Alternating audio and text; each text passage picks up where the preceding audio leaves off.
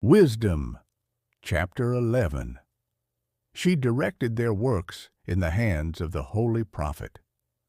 They made a path through desolate areas which were uninhabited, and set up their homes in remote places.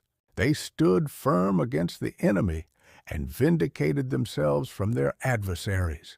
They thirsted, and they called upon you, and water was given them out of the deepest rock, and respite from thirst out of the hard stone.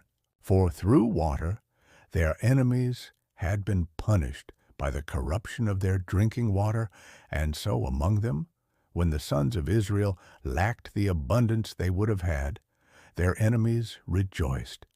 Yet though water, when they were in need, it turned out well for them, for instead of a fountain, even everlasting in flow, you gave human blood to the unjust. And while they would be crushed into disgrace because of the murdering of infants, you unexpectedly gave your own abundant water, revealing through the thirst, which occurred at that time, how you would exalt your own and would kill their adversaries. For when they were being tested, and even when receiving merciful correction, they knew in what way, when your wrath judged the impious, they would suffer torments. For these, advising like a father, you approved, but the others, interrogating like a severe king, you condemned. For whether absent or present, they were tortured alike, for they had received double, weariness and groaning, in the remembrance of things past. For when they paid attention to their punishments, to attend to their own benefit, they called to mind the Lord, admiring the end result. For though they showed scorn by throwing out distorted statements, in the end they were amazed at the result. But this is not the same as thirsting for justice.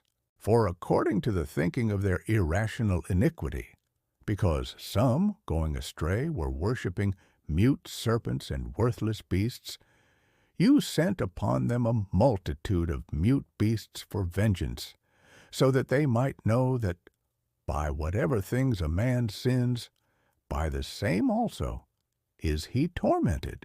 For it was not impossible for your all-powerful hand, which created the world from unknown material, to send forth upon them a multitude of bears, or fierce lions, or, in anger, beasts of a new kind, massive and strange, either breathing out a fiery vapor, or sending forth an odorous smoke, or shooting horrible sparks from their eyes, whereby not only wounds would be able to destroy them, but also the very sight would kill them through fear.